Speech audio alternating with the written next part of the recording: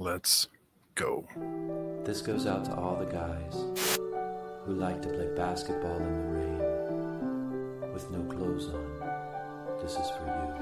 I know Jesus saves. I wish he'd save us from this podcast. I know he looks after you and me, but I wish he'd take us far away from here.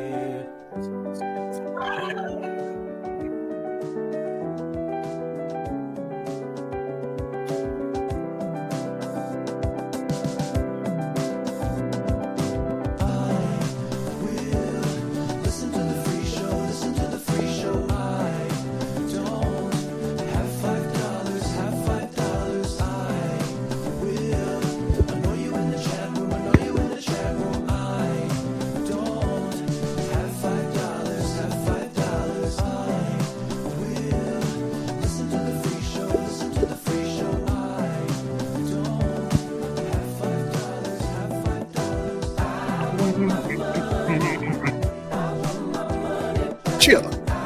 What it is, what it do? Holla at me, baby. IDM coming at you live. Well, not live. You guys know what I'm saying. Live to tape. Live to tape, exactly. We're on baby schedule right now. Yeah. We're just preparing for whatever can happen whenever it happens. Yeah. If you guys don't know what we're talking about, Oakley and I have been working on making a baby for the past hour and a half. Pause, yo. Hey, pause. Yeah, we are recording today's episode. We're trying to figure out our new schedule. Doing the show from Shorts' house. As everyone on the Patreon knows already that Shorts' baby Shorts is scheduled to come this week. I'm gonna come. You can't say that about my baby. I know. Sorry, dude.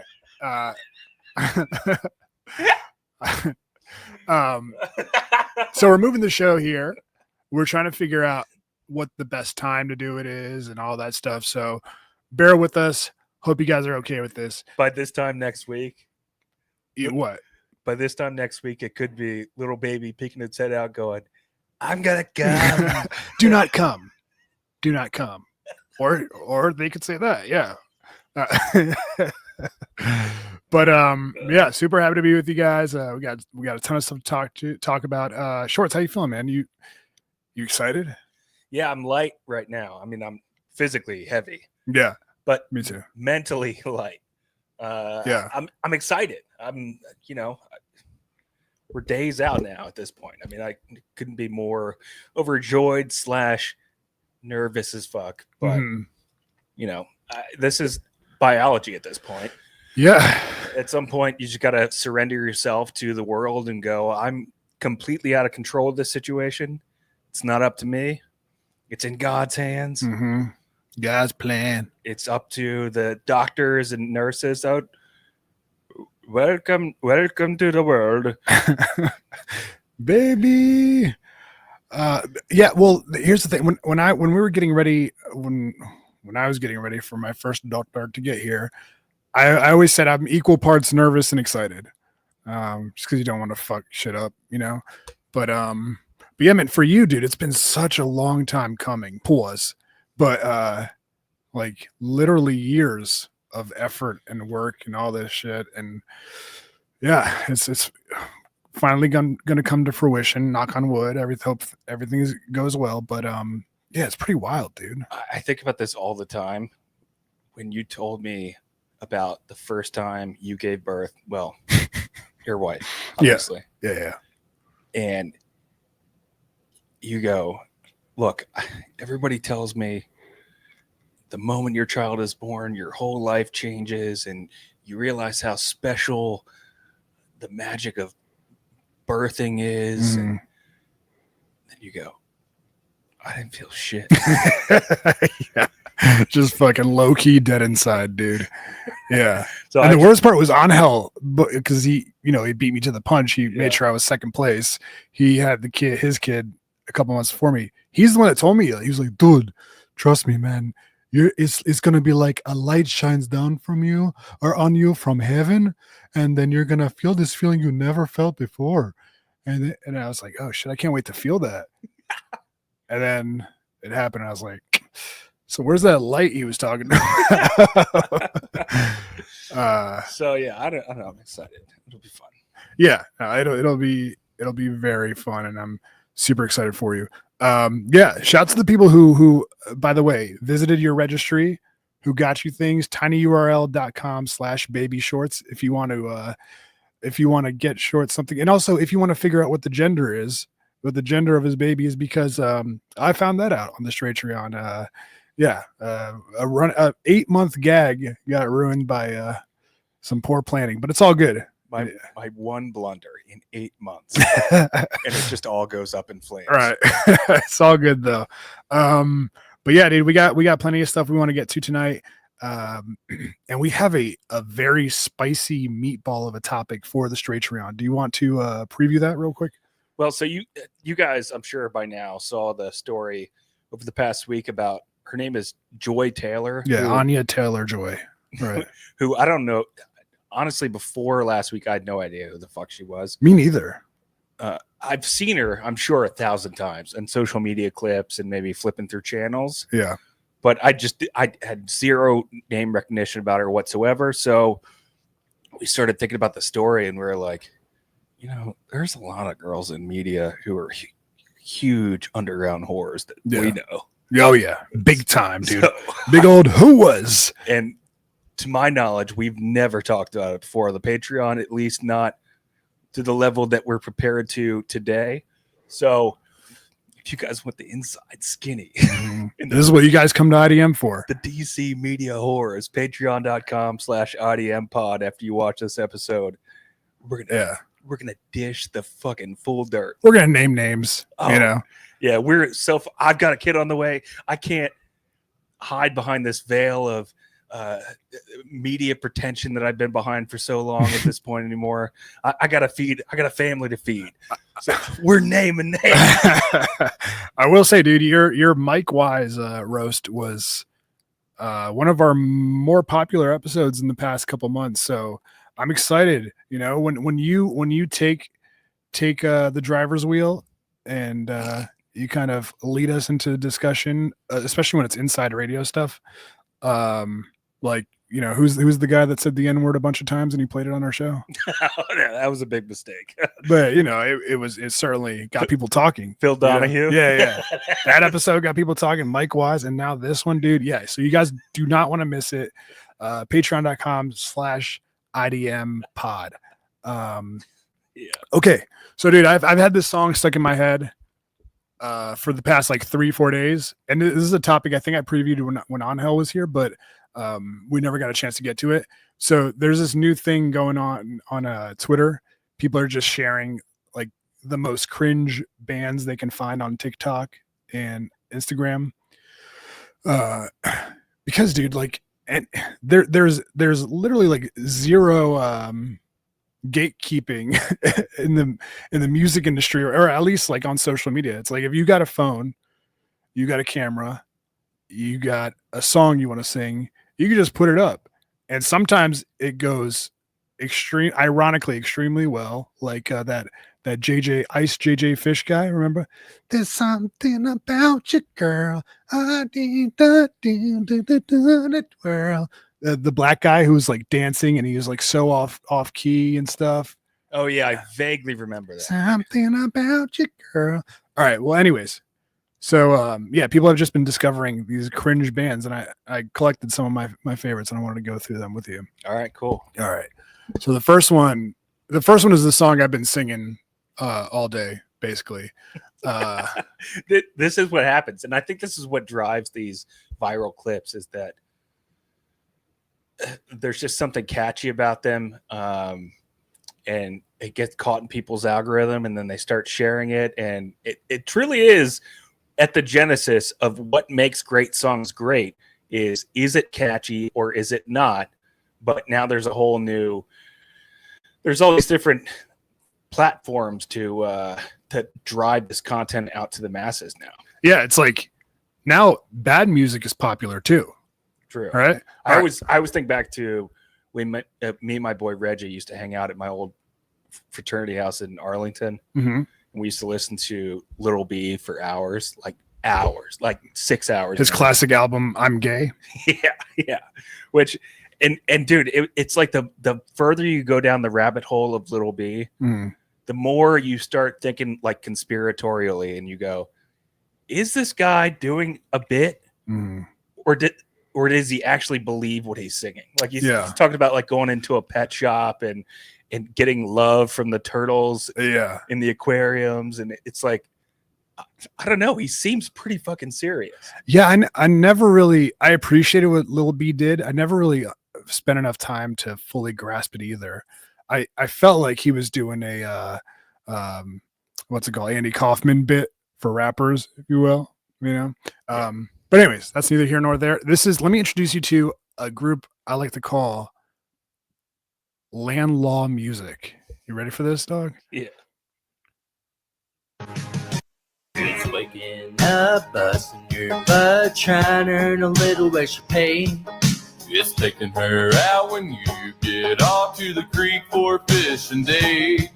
It's a way of life, it's choosing right, it's praying when you get home. It's black nights, it's a ride or die down a two-way back road. It's waking up. Dude, that first part, it's waking up, busting your butt, trying to earn a little extra pay. That hits me in my soul, dude. Yeah, that's like, oh, how many Instagram reels can I scrape together this week? Get some side cash from A-Stein and all those other guys you work for. Hell yeah, dude. Dude, they've been posting this one little segment of their song over and over and over. It just keeps doing better. It's waking up, busting your butt, trying to earn a little extra pay. I mean, dude, they are. The only thing that changed between those videos is they're walking in a different place. Yeah. They changed the background, but the song remains the same. I love the slow walk too. They're doing things that I remember doing the first time I was trying to film a video with my friends, like accidentally laughing into the camera when you're trying to be serious. Yeah. And like not knowing where to stand or put your hands. So what would you listen to Land Law Music? Would you It's definitely catchy. I gotta say that. I guarantee you later on this week or today you're gonna be saying it's waking up, busting your butt. The earworms, this is again what drives these videos, and it's definitely catchy. It's almost in the vein of your Mike Cook song. Oh yeah. Where it's like you kind of hear it in the background, you don't fully digest the lyrics maybe, but there's a rhythm there that's got your heart pumping a little bit. It's just got you thinking, this is all right. There's something here. Right. Yeah. That okay, here's another one. Let me what's the first line? Waking in. It's waking up, busting your butt, trying to earn a little extra pay. Get my wife off my nuts. I'm so fucked. I'm stuck here for the rest of my life. And I'm gay. I'm stuck here for the rest of my life. All right, so here's a more emo rock, alt rock type dude. His name is Guy Tang. My name Guy Tang. He's an Asian dude with really long, like Bon Jovi rocker hair. Oh, give me a hell yeah! Give me a hell yeah! Let's see what he has to say. And I won't break. Do whatever it takes. Find my way through the dark with no light. Won't give up the fight. Find my way. Break away from the struggle. Dude, I'm not kidding. This is something in like 2003 I might have unironically listened to. You know? This is like Rock's Leangelo Ball song. This is like the Korean Reliant K. It's like there's probably some God themes in the background of this music too. And for sure. Yeah, it's definitely preachy for sure. It's so funny to watch Asians in like the K-pop movement gravitate towards like American themes and music that were popular like 20 years I ago. know. It But is they're funny. catching fire the same way they did here. It's true. Yeah. So it's like, I don't know, maybe there is some sort of like wisdom behind it. Well, trends usually, you know, they tend to come back. Bell bottoms, you know what I'm saying? Jinko jeans are right around the corner. All right, it's not over yet. Let's Release me from the chains that hold me back. you'd think if he was like, I mean, he looks pretty serious about his music career, right? Like Yeah. he has I've never seen an Asian with super long, like sort of dirty blonde hair, right? Well, I mean okay. So they've always had crazy hairdos. Asians? Yeah, but we just don't see it very often. Like you get a glimpse into it every once in a while when something like Squid Game blows up, right? Mm-hmm. You go, whoa. Talk about Thanos. Yeah. And just like they love doing wacky things with their hair. Yeah. But yeah, this really, I think you described it right. That is a Bon Jovi-esque hair metal themed type of hairstyle. But he's clearly like at this point of his life, he's clearly like dishonored his family, right? Oh yeah. Like he's got the ripped jeans, the ripped shirt. You would think that if he's that committed to the bit, he would have picked a stage name that's not Guy Tang. He even has his shoes on in the house. You're right, dude. What the hell, man? This guy's so disrespectful towards his family. All right. It's almost done. Here we go. From these troubles, I'll rise above them all and stay on track. Yeah, that was a little bit. What was that Angel said the other day? Hurting. Yeah. That's a little bit hurting. Man. I don't know about that, man. That's a little bit hurting. It's always weird when people post clips of themselves trying to do like hit high notes and shit like that and failing, because there are ways around it. Like you don't actually have to hit the high note. There are like producers and stuff who just mess around with their vocals. But this dude is probably either like so convinced that he's the best that he thinks this sounds good. But yeah, does this sound as bad to you as it does to me right here? No, I never know what to do when it comes to like an octave change. Most of us, we sing this stuff in our car when nobody's listening. So yeah, we don't have to worry about being judged by like the entire world. Right. These Japanese bros are putting it all out there for everybody. But I know I sound bad. Like if it's like a Justin Timberlake song or Bruno Mars, and they tend to hit high notes a lot, I know I sing horrible. Like I cannot do that. Or who was that guy that we always used to sing with Dukes up in the old office in the Fairfax building? Adam Lambert. Oh yeah. I forget the name of the song, but yeah. But yeah, I'm sure if we had cameras and microphones back then and recorded those sessions, it would have sounded horrendous. Now I think I sound good when I go, "It's waking up, busting your butt." That I can do. But this dude, I don't know if I can keep up. Rise above them all and stay on track. Who said life was easy? You know what's funny is that he's singing in English, but it still sounds like he's singing in Korean. Yeah, he needs to. Dude,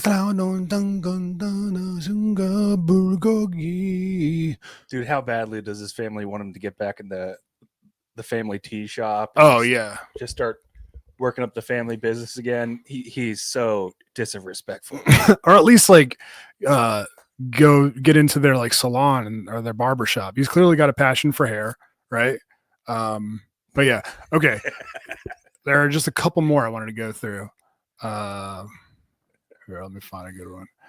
I mean, they're all so, you know what it is about these songs? Like they are, when someone is trying to be like passionate and very deep and emotional, I don't know what to call it, what the element is, but you either believe it or you don't. And if it's not believable, it is like so cringe and hard to listen to and watch. And none of these people are pulling it off. Yeah. Yeah, I don't really buy that guy so much. It sounds like it looks like he's like making a music video in the 90s or something. Mm-hmm. But yeah, there's too much dramatics. Like I think what you're right. What separates that first video from the second one is those guys. You can tell that they're not taking themselves seriously. This guy is like trying to give his love letter to fucking God or something. Right. Okay. I think this is a metal band or Evanescence type thing or something. The fact that you is so irritating. Oh yeah, it's heavy metal. Forced to embrace everything stolen, ever being choked until our last breath. This is the place you go home, and while you're here, you're not alone. If you Oh, no. get free, try to be loving alone. Oh no, what happened there? It was great in the beginning. This is the place. Try to embrace. You like that? It kind of had like a Henry Rollins feel to open the gates, and then this Buddhist monk came in out of nowhere, put her spin on it. You like this part? Forced to embrace everything stolen, ever being He doesn't really have the guttural metal like voice down. I think I'm just You gotta be more right. I think I'm just hearing the guitars in the background and the drums and going, oh yeah, Oh hell yeah, this is my kind of shit. But yeah, he's like, oh, they're enforcing us to embrace the race debates. You will not erase our proud race. Yeah, you're right. The lyrics and the guttural sound is not completely there. I think he's also trying to enunciate too much. Forced to embrace. He definitely did it through a computer mic too. Oh yeah, for sure. forced to embrace everything stolen, ever being choked until our last breath. This is the place you go home, and It almost looks like his like mom was like, "You better put me on the song." He's like, "All right, well you can sing the bridge." I do want to know. I mean, he is doing some sort of like unite the right Proud Boy shit in the beginning, right? I think so. Yeah. I mean, I'm definitely not a fan of that, but Stand by and stand down. stand back and stand by. Yeah. But yeah.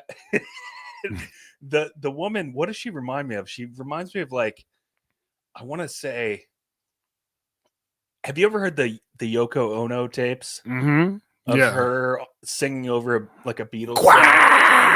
Uh-huh. There's something there where she's like, oh, Uh-huh. Yeah. Let's see if I can find that.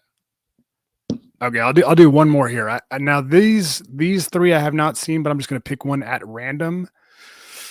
They all look pretty good. It's waking up, busting your butt, trying to earn a little extra pie. Oh, you got it. Yoko Ono. Oh, I saw that one. That's Chuck Berry and John Lennon trying to do a song. Yeah, like two musical legends. Yeah. And they're like clearly giving the people what they want. Like Super catchy. Super. Let's hear basically this super band sing together for the first time, and I believe she comes in at some point and just wrecks it to all hell.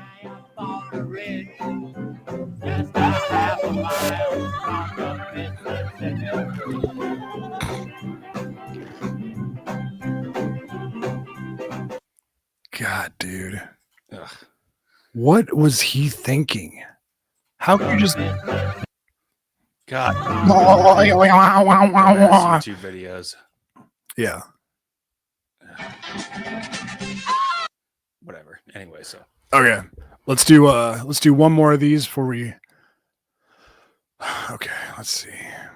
Like what do you think was her punani that good? Like what was he? good to have been. Did you see her busted ass face, dude? Yeah. Busted ass teeth? No way. All right. John Lennon. Here's a hot take. John Lennon must have smoked himself a little bit retarded because there's no way you can look at Yoko Ono and go, this is worth wrecking one of the greatest bands the world has ever seen. Yeah, it's so strange, dude. And like he could have had any British chick he wanted, you know? Yeah. Literally. Literally. Could have gotten Busty Emma, Leanne Crow, Milena Vel. You know what I mean? And he fucking chose her, dude. Okay. That don't make no sense. This song is going to make a metalhead turn to country. We got this dude who's super patriotic. And which one, you want to go with the lady or the guy?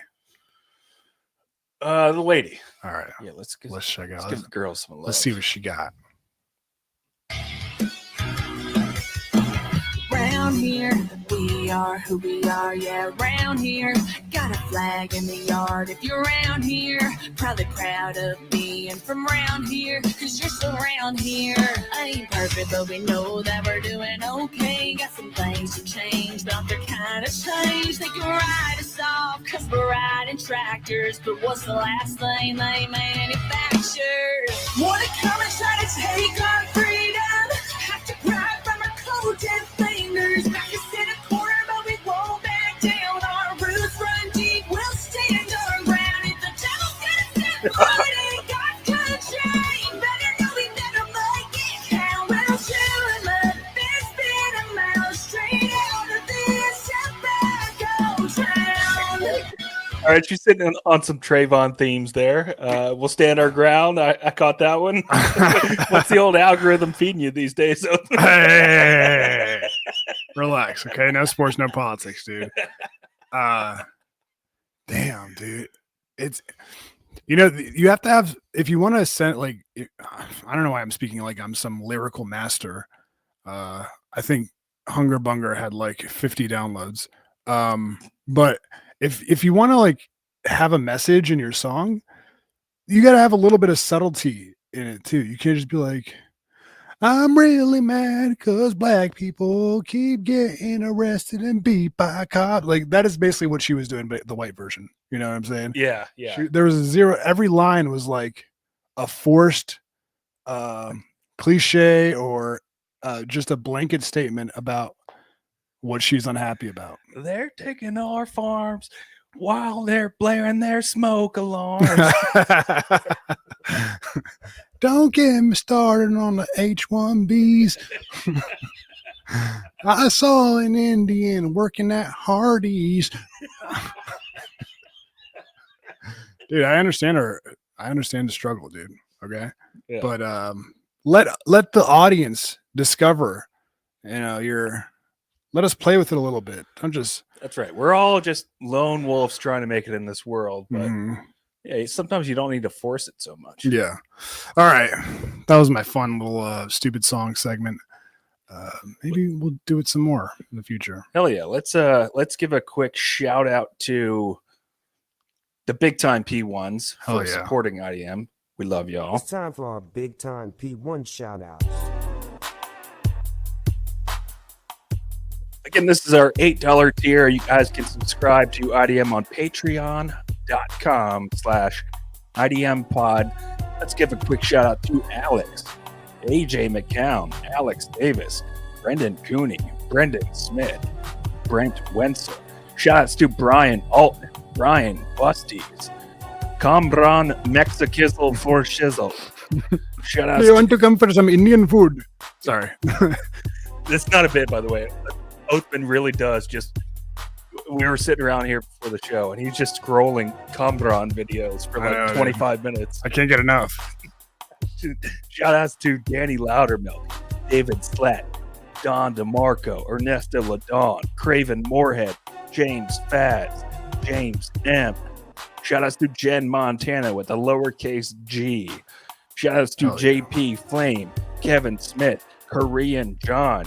Shout outs to Chris Stein, Kyle Kogan, M_Jizzle, Matt Broderick, Matt Starcheck, and Matt Starcheck. Shout outs to Max has a 1-inch penis, Peter Rosenkrantz, Phil J, Reggie. Shout outs to our guy, Brad Paints This, whose artwork you can find at Instagram.com/Brad Paints This. I hear that he's painting shapes of faces now. Really? So he's elevating his art to a new level. Again, you can find him at Instagram.com/Brad Paints This. Shout outs to Sean Kibler, William, and Lubomir. That's our $8 tier. You guys can subscribe to IDM on Patreon.com/IDM pod. $4, $5, $8, or $12. We love y'all and we appreciate your support. Shout outs to you. This is for you. Hell yeah. Shouts to the dogs. All right.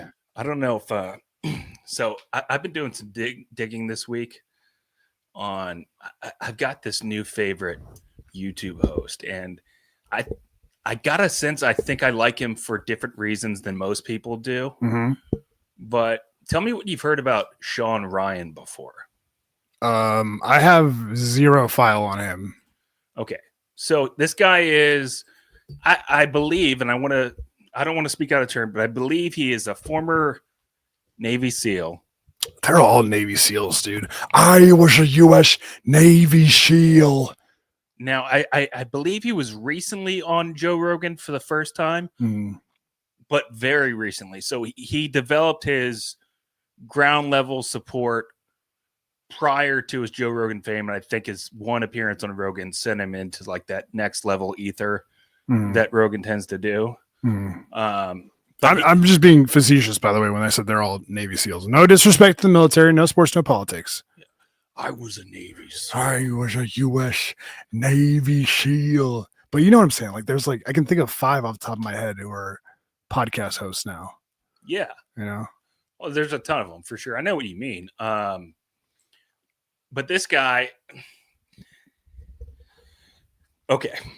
I first noticed him because I guess around December, he had like a CIA operative, this female, I forget her name, Sarah something or other. I'm probably screwing up her name. I doubt it's Sarah something or other. But she was making these predictions about all of these terrorist attacks being coordinated all over the world, and they were all going to start happening, falling like dominoes one by one in the US and around the world. And lo and behold, a couple of weeks later, there were like these bombs blowing up in New Orleans and Las Vegas, and auto driving cars running into Christmas markets in Europe, all on their own without drivers, which is crazy. And so this guy started getting a lot of attention really quickly. That's not the reason I'm into Shawn Ryan. I want to state that for the record. I am into this guy because he's got shades of Joe Rogan that make me laugh the fuck out loud. And I want to play one clip for you here. That could mean, so do you mean he's like doesn't understand jokes, or well, we're kind of working in that direction a little bit. Okay. But for me, what I've noticed, there seems to be a theme throughout his interviews. I watched about 7 in a row, and they're holy shit, sometimes between 45 minutes to like 2.5 hours. Oh my God. That's like a full day of Shawn Ryan. I put the work in. I'm doing the work, as they say. Right. But this one, dude, I've been laughing about this clip for like a week and a half. Is he like a right-wing type dude? I don't think he has a wing, which is good. I like that. So he's like that Lex Friedman dude. I think we could probably guess. He's probably right-leaning. If you held a gun to my head. No sports, no politics, though. Doesn't matter. I'm sure if he saw me mocking him, he would love to point a gun to my head. But obviously respect his pedigree and everything. But this was him talking to, and there's been a lot of these guys since, I don't know, let's just say November, popping up. These Silicon Valley types popping up on podcasts as guests. There's been a lot on Rogan. There was this guy named Mark Andreessen that did like a 2.5 hour Rogan appearance. And he's like, I was a closeted Republican the entire time. Pause. Yeah. Which, by the way, I'm not buying at all. But right. Yeah. Okay. Well, let's check it out. I'm excited. So this is one of those guys that our guy Shawn Ryan is talking to. His name is it doesn't matter. Joe Lonsdale, and I believe he runs like a defense contracting company or something. So just pay attention to this clip. People. Are you spending a lot of time there? Yeah, I'm the chairman of the board and try to design this new master's degree, trying to make sure we create opportunities for the students and giving scholarships for really top students to come. Right now, all the students are on scholarship. We get extra, I even give extra scholarships for like really, really top students to turn down very best places and come. And just trying to make sure it's a great experience for them. Wow. Wow. Any scholarship? What's that? Any scholarships? Yeah. So basically, is that guy for real? So I don't know if you were paying attention to what this guy Joe Lonsdale was saying. I'll do an impression of what he just said. He's got it. So basically scholarship and scholarships, and we got scholarships and lots of scholarships. And, I'm thinking of adding more scholarships to our scholarships because basically scholarships. And then here comes Shawn Ryan. Scholarship? what's that? Any scholarships? Yeah. That is unbelievable, dude. I mean, he just zoned out for a minute. And the dude is like so taken aback. He's like, what? What? There's no way you asked me that question after I said scholarships 5 times. He goes, I'm sorry, excuse me? Are you fucking stupid? No, I just said scholarship 700 times. And now he's in his head because he's like, well, why did you say, oh, wow, if you didn't even hear anything I just said? Wow. Oh, wow. And his scholarship. Is that how he speaks in all his Yeah. So what he does is I've noticed he'll do this. He'll much like I do. Mm-hmm. Maybe it's me recognizing one of my own. Mm-hmm. He will write these extensive notes down, but instead of paying attention to the questions or the answers or whatever's happening in front of him, he will just let his guest talk for like 20 minutes. Okay. And sometimes he's very engaged in the conversation and he asks good, qualified, detailed questions as a follow-up. But more often than not, and I would guess this has a lot to do with his podcast blowing up very rapidly. Mm-hmm. Maybe he's getting a lot of people he's not familiar with, or there's just too much on his plate right now. Yeah.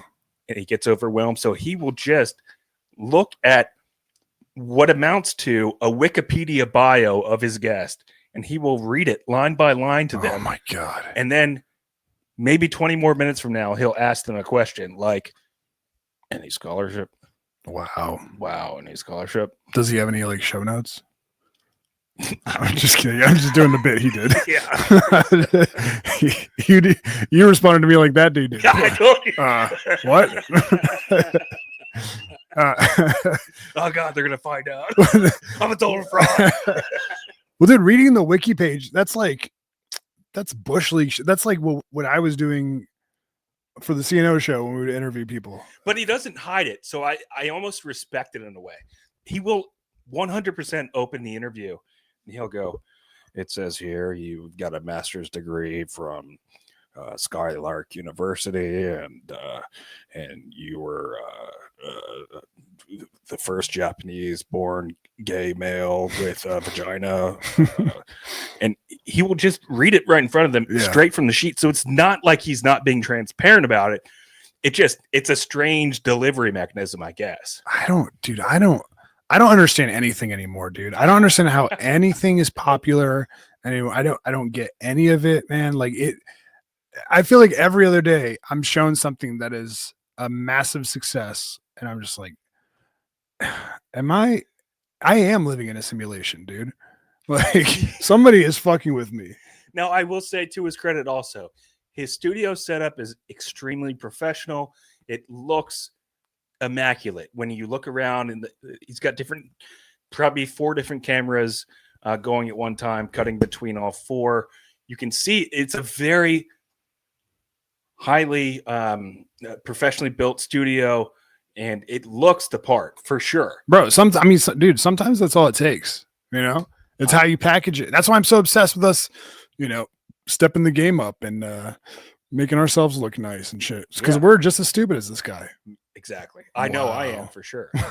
and I don't have a military background to fall back on. Right. So, right. But yeah, I mean, he's got all the best window dressing, and then happened to predict a future event that came true a couple of weeks later, and now he looks like a genius. But then again, this is your genius. I would make sure it's a great experience for him.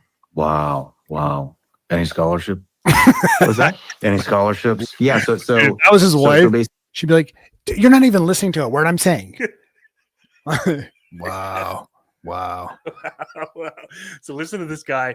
He has to go back and basically retell the exact same response again because he realizes the guy sitting in front of him, this God dunderhead, damn. has not listened to a single word he Dunderhead. said. And again, this interview was about 2.5 hours. This guy was talking so much that his lips were getting chapped and parched, and he's constantly trying to reach for water because Shawn Ryan is doing zero talking for the entire time they're sitting down together.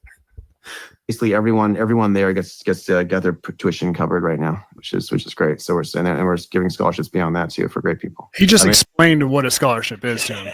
He's like, yeah, so basically they go to school for us. They don't have to pay. We pay. Because if you're him, and that's the question you get back after explaining that they're clearly all on scholarship at this school, which I believe is University of Austin. Mm-hmm. Would you believe that Shawn Ryan's been paying attention to a single thing you've been saying the entire time? I mean, this was like, I want to say like an hour into the interview. That's crazy. I would be, I mean, how do you not at least like laugh? Like, you're joking, right? Or you got distracted. You know what I'm saying? Like, say something. Do you have any other clips of him or? Yeah, I got one more. I'll pull it up yeah. in a second. Yeah, I'm the chairman of the board and try to design this new master's degree, trying to make sure we create opportunities for the students. That's the other thing. Giving scholarships for really top students. That's the other thing that bugs me, dude. Like, people listen to Lex Friedman.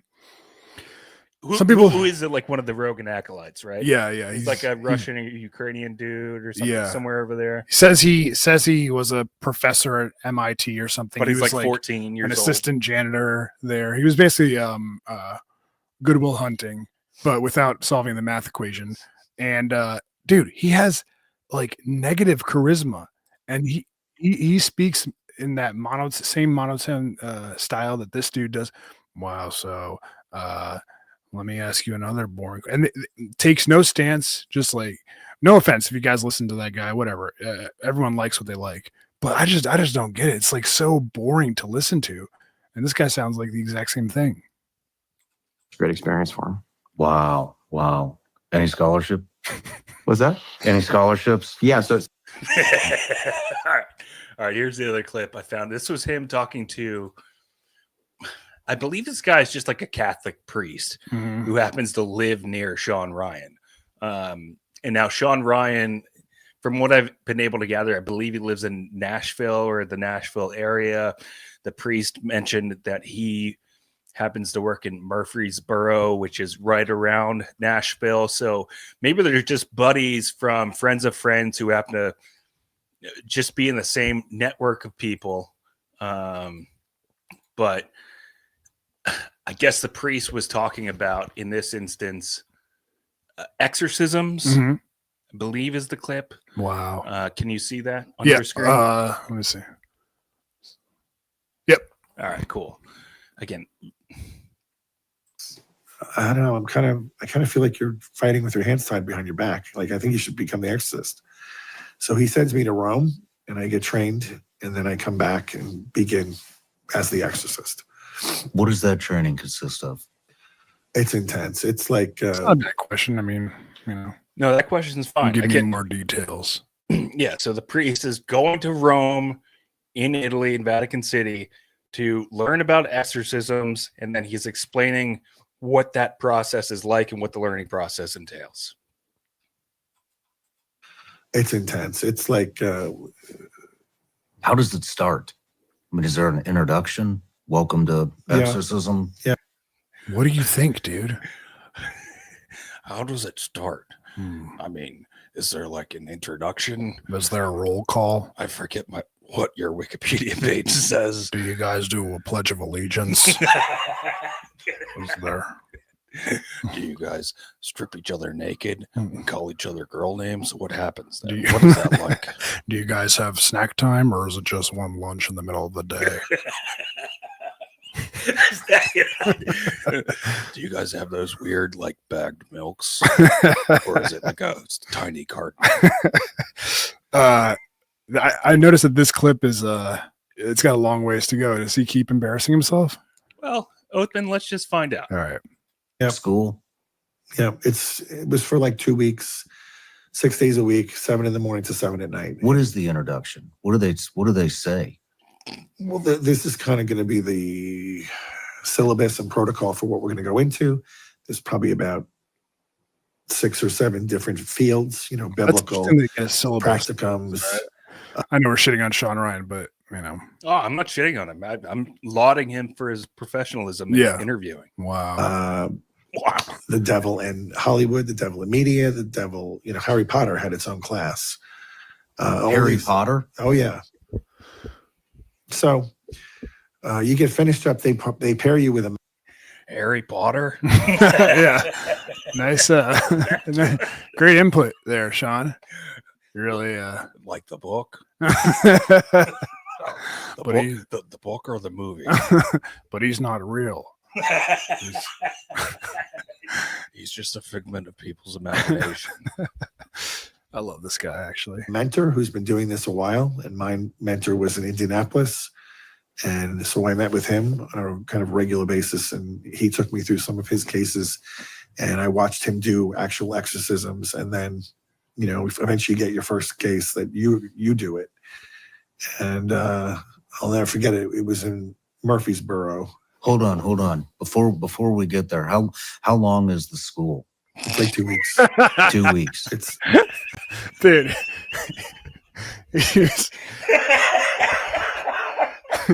He just fucking put his foot down, stopped the press, like he had some fucking groundbreaking thing to say. It was like the first thing the dude said. It's about 2 weeks in Rome.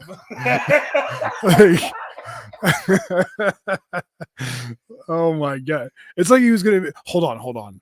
There's a ghost in the room right now. Like you thought he was gonna say something like that. Hold on. Are we being visited right now? Hold on. Did they give you homework? He's like the idea of this being a school / training. He can't separate school from exorcism training in his mind. He's like, how much like high school is it? Dude, I'm not gonna lie, dude. I fucking love this guy. Yeah. So this was the theme that I noticed in a lot of his interviews, where he will totally mentally check out for long periods of time, then come back and ask something that has clearly already been covered before. It's been cracking me up all week. Oh man, I was trying to look for like the worst of, but maybe he's not like super popular. Well, he's got like 2 million subscribers or something like that on YouTube. Oh wow. So he's getting flooded with attention right now, but that was my official deep dive on Shawn Ryan. I'm a huge fan. I just want to say that out loud. I love this dude. I'm gonna start listening to him. Wow, that's amazing. Wow. Do you guys get popcorn? Wow. Do you guys have nap time, or is it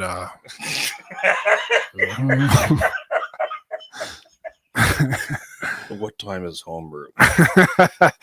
All right, dude. One other thing I want to talk to you about, and you might have some beef with this because like we always say, no sports, no politics. We don't discriminate on this show. Right. But this I saw this video on Twitter the other day, and a question was asked along with it. The video is of these two fine young gentlemen in England, right? And they happen to be white dudes that converted to Islam. Mm-hmm. And the question that is paired with the video is, why is it always gingers that are the ones that want to convert to Islam?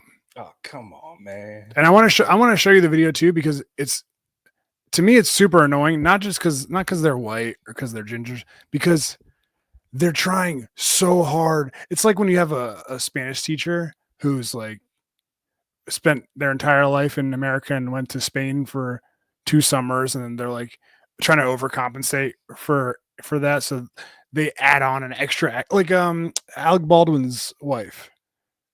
She's like she's I think she was like raised in Boston or something like that, but she has like developed this heavy Hispanic accent.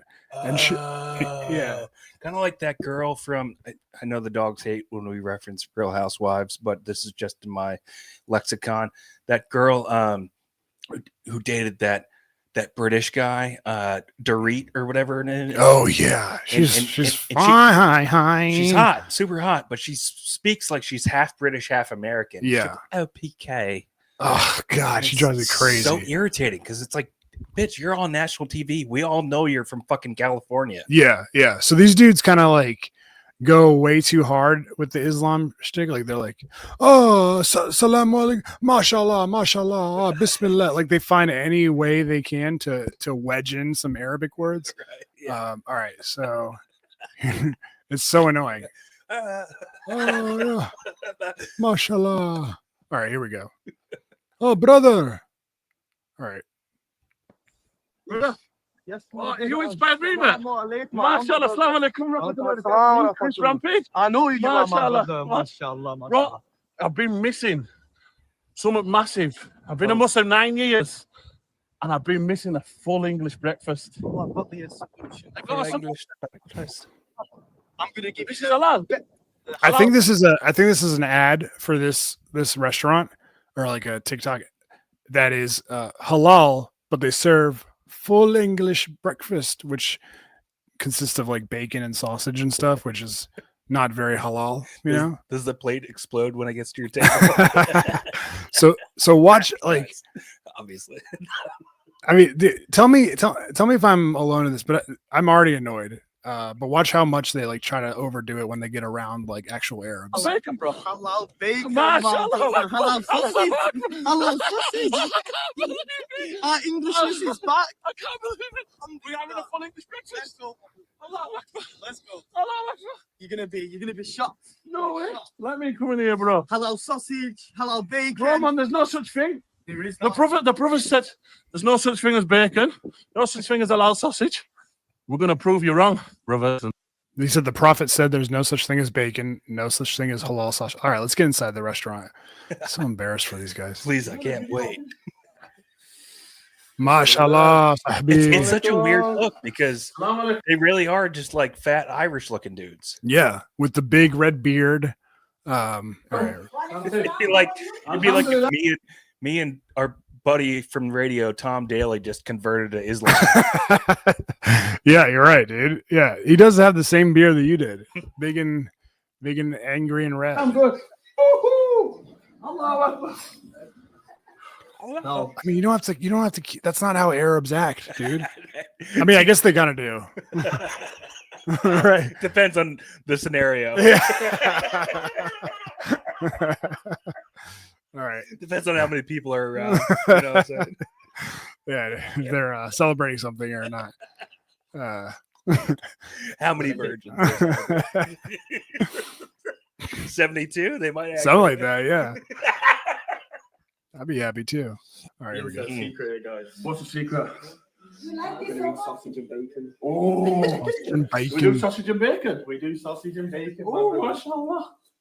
Allah sausage and bacon. Allahu Akbar. Look at this. Full English, served with 2 sausages, turkey rashers, hash browns, fried egg, baked beans, mushrooms, toast. But tell me your English without telling me your English, man. You said full English as well. That's how you know British food sucks, by the way. That's like a very standard like meal that you could get at any fucking breakfast buffet or even at your house. Also, correct me if I'm wrong, but I think the English undervalued the concept of breakfast. I think that they just don't care for it, and they get more hype for like lunch and dinner. Yeah. Supper. Yeah. Tea and biscuits. Yeah, tea and crumpets. Crumpets. Yeah. Bangers and mash. But can you explain to me what halal is? Because I see halal food places all the time, but I don't for the life of me know the actual meaning behind it. Is it just It's Arabic like it's like their version of kosher. Okay. Yeah. Gotcha. I don't know what they do to make it halal. I think they just like pray before they, murder a goat or something like that. How to make food halal. How to make food. But yeah, that's what it is. Oh, halal sausage.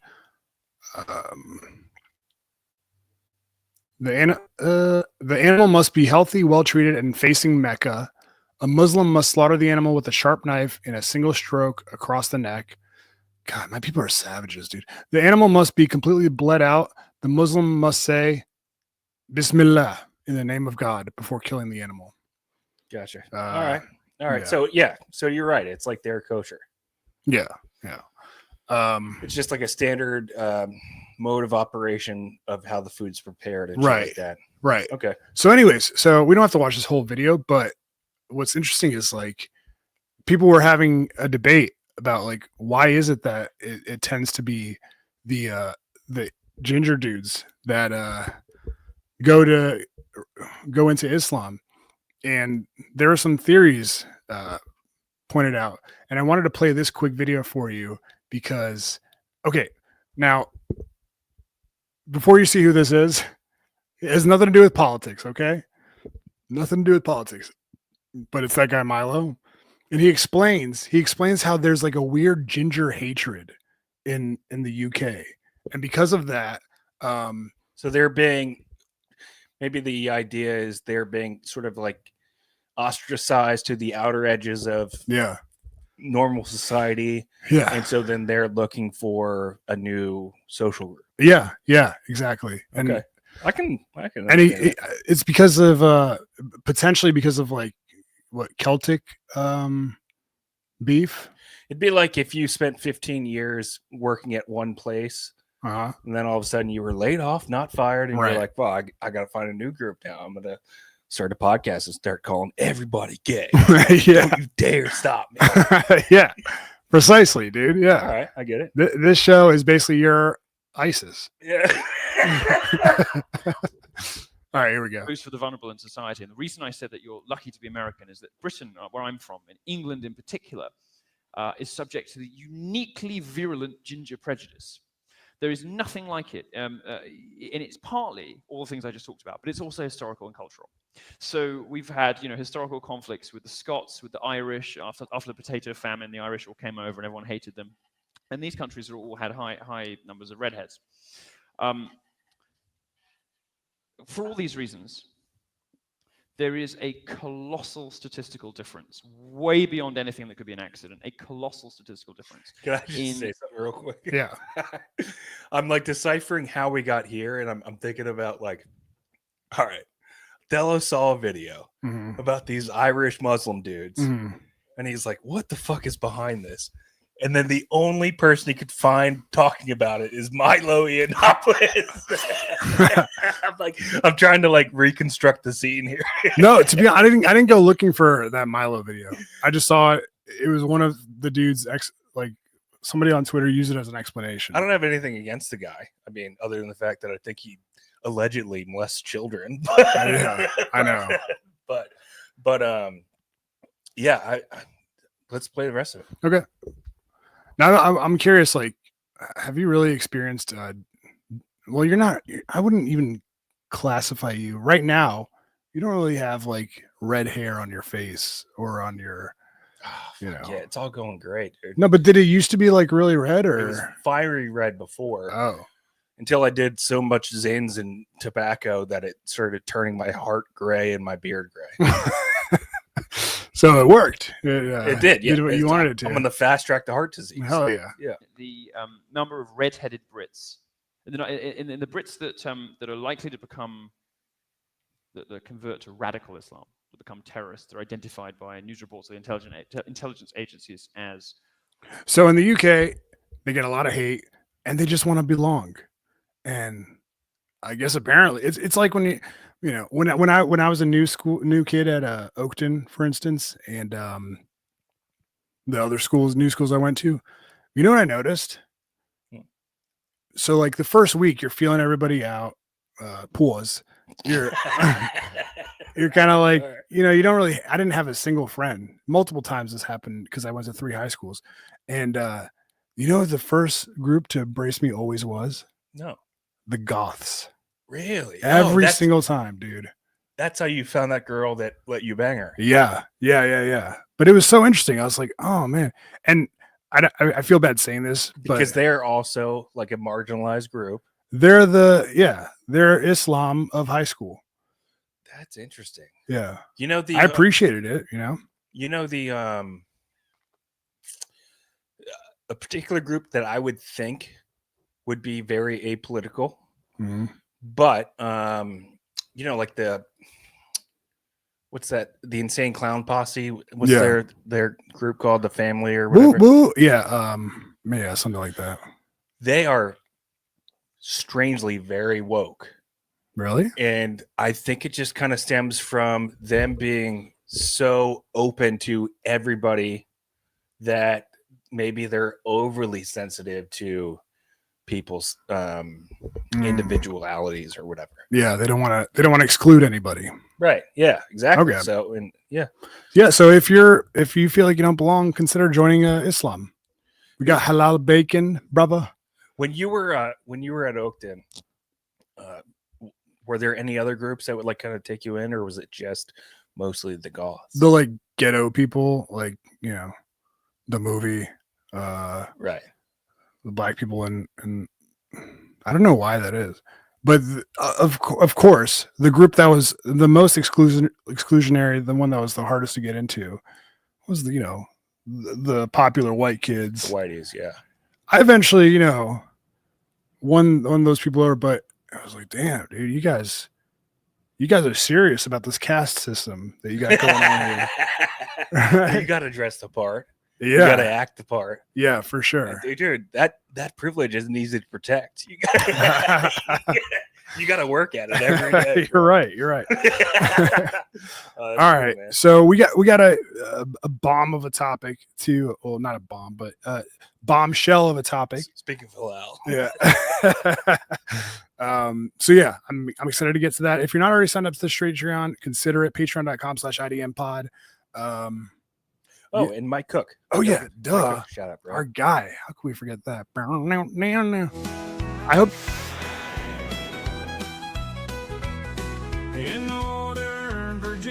To our guy, Mike Cook of Money Mike's Plumbing. I gotta keep remembering to look at the camera that's over here now. I keep looking at my screen. That's wrong. I'm stupid, guys. I apologize. This is why you can't really be offended by anything I say, because I don't mean anything by it. I'm just too stupid. I'm trying to get you to scoot over so people can still see you. The sponsor. Let's give a shout out to our guy Mike Cook of Money Mike's Plumbing. Mike Cook, brand new van, fresh off the factory lot. If you guys need a plumber in the year 2025, maybe you don't have one. Maybe you're used to just calling some big corporate service. I'm telling you, they're going to overcharge you. They're going to show up. They'll say, you know, it won't cost that much. They're going to lie to you. They're going to lie to your fucking face. And then you're going to get the bill at the end. You're going to be like, Jesus Christ, $3,000 to replace a toilet? Mm-hmm. I can promise you Mike Cook will not do that. In fact, I can also promise you this. If you give Mike Cook a call at 703-501-1926, I can promise you he will give you a free estimate, show up to your house, assess the damages, and tell you how much it's going to cost him at his small business rates. And then if you mention IDM, he will give you a 10% discount off the final total. And I will make one more promise to you. If you have Mike Cook out one time, I promise you, you will want to call him every single time you need a plumber for the rest of your life. If you're in the Northern Virginia area, don't make it a problem for yourself. Just give our guy, Mike Cook, a call. I've seen him out on the job site. He's extremely professional. And he's got roots here in the DC area stemming back over 20 plus years. He's licensed and insured. No job is too big or too small for our guy, Mike Cook. So next time you're in the need for a plumber, just give him a try.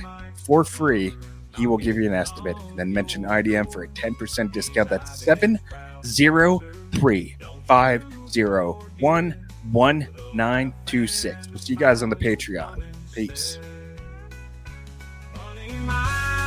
The sponsor of IDM's Big Show. Dial 703-501-1926. Let him know.